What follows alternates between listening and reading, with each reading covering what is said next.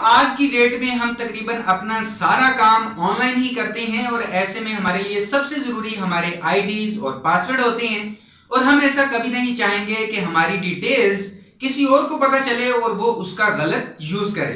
तो आज आप ये वीडियो देखते रहिए क्योंकि आज इस वीडियो में मैं आपको इसी के बारे में जरूरी इंफॉर्मेशन देने वाला हूं। अस्सलाम वालेकुम दोस्तों, मेरा नाम है काशिफ और आप देख रहे हैं टेक इन्फो EDU।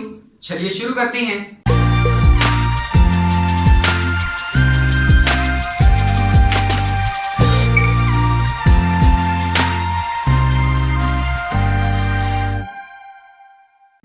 अब दोस्तों, ऑनलाइन हम कोई भी काम करते हैं, फिर चाहे हमारा अकाउंट हो, चाहे हमारा जीमेल, याहू, फेसबुक का लॉगिन या पासवर्ड हो या कोई भी ऑनलाइन अकाउंट हो, तो दोस्तों सबसे अच्छी बात तो यहां पर यह है कि हम अपनी मर्जी से आईडी और पासवर्ड चूज कर सकते हैं।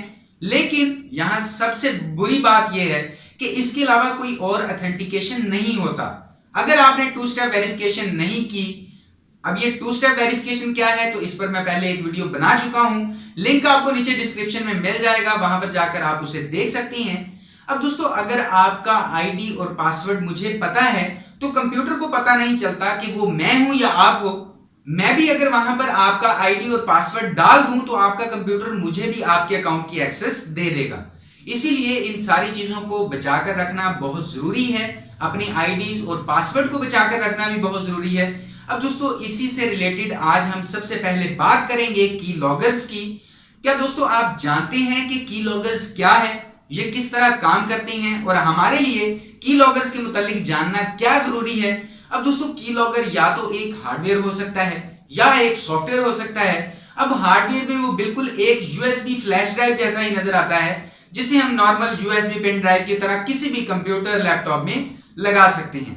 और सॉफ्टवेयर में वो दूसरे तमाम सॉफ्टवेयर्स की तरह ही होगा, जिसे आप किसी भी सिस्टम, किसी भी ऑपरेटिंग सिस्टम में इंस्टॉल कर सकते हैं। अब अगर आपने अपने लैपटॉप या कंप्यूटर में की लॉगर लगाया हुआ है या इंस्टॉल किया हुआ है, तो आपने अपने कंप्यूटर पर जो भी कीज प्रेस किए हैं, फिर चाहे आपने चैटिंग की हो, चाहे गूगल पर सर्च किया हो कुछ, चाहे अपने किसी अकाउंट को लॉगिन करने के लिए आईडी या पासवर्ड डाला हो, तो की लॉगर उन सभी एक्शंस को अपने अंदर सेव करता रहता है। तो मतलब कि आप कुछ भी अपने कंप्यूटर या लैपटॉप के कीबोर्ड से टाइप करते हैं और बाद में कोई आकर उस की लॉगर को चेक कर लेता है, तो उसे वो सारी डिटेल्स बड़ी ही आसानी से मिल जाएंगी जो भी आपने अपने कंप्यूटर पर एंटर की थी। अब दोस्तों, की लॉगर का इस्तेमाल पॉजिटिव भी है और नेगेटिव भी है। पॉजिटिव इस्तेमाल यह है कि कई बार वालिदैन अपने बच्चों को मॉनिटर करने के लिए यूज करते हैं। वैसे तो पेरेंटल कंट्रोल को भी यूज किया जा सकता है, सर्टेन वेबसाइट को भी ब्लॉक किया जा सकता है, लेकिन फिर आजकल के बच्चे इतने स्मार्ट हैं कि वो VPN या प्राइवेसी वगैरह को यूज कर लेते हैं। तो ऐसे में पेरेंट्स अगर की लॉगर को यूज करते हैं, फिर चाहे वो हार्डवेयर हो या सॉफ्टवेयर हो, तो बड़ी ही आसानी से बच्चों को मॉनिटर किया जा सकता है कि आपके बच्चे ने इंटरनेट पर क्या क्या देखा। वैसे तो आजकल हालात ही ऐसे हैं, अपने बच्चे को मॉनिटर करना चाहिए ताकि वो गलत रास्ते पर ना चले।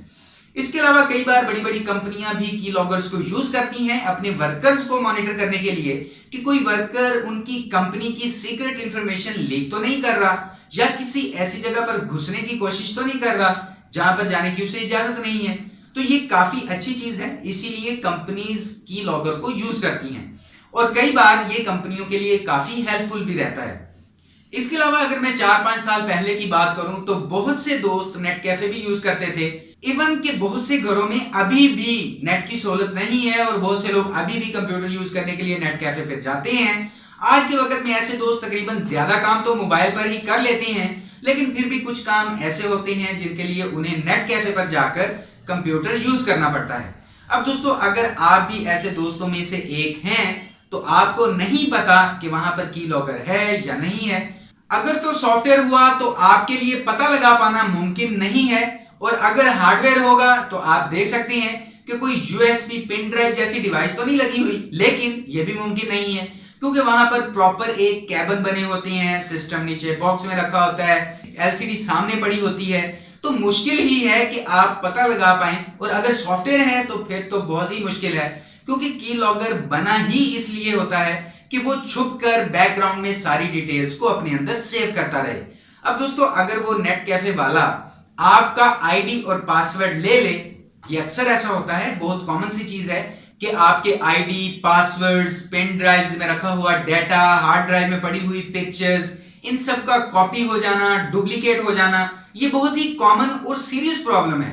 तो दोस्तों ऐसे में आपको नेक्स्ट बहुत ध्यान रखना होगा कि अगर आप अगली बार सिर्फ किसी मेल का प्रिंट लेने के लिए ही नेट कैफे जाएं, तो दोस्तों कुछ टिप्स मैं आपसे शेयर करना चाहूंगा जिनको अगर आप काम में लेते हैं तो आपकी लॉगर से बच सकते हैं और अपनी ऑनलाइन डिटेल्स या अपने आईडी और पासवर्ड्स को भी महफूज रख सकते हैं। तो सबसे पहली टिप कि अक्सर आपने बैंक वगैरह में नोट किया होगा कि वहां पर वर्चुअल कीबोर्ड का ऑप्शन होता है, मतलब कि आप उस पर क्लिक करके अपने पासवर्ड को एंटर करते हैं। तो वो इसलिए होता है कि अगर आपके कंप्यूटर में कोई की लॉगर है तो वो उसे डिटेक्ट ना कर पाए, क्योंकि वो सिंपल क्लिक्स होंगे, आपने टाइप नहीं किया होगा। लेकिन इसको भी सेव नहीं माना जा सकता क्योंकि कुछ लोग स्क्रीन रिकॉर्डर का यूज करते हैं। अब दोस्तों शायद आप मजाक समझ रहे होंगे मेरी बात को, लेकिन नेट कैफे वाले अक्सर कंप्यूटर पर बैकग्राउंड में स्क्रीन रिकॉर्डर यूज करते हैं।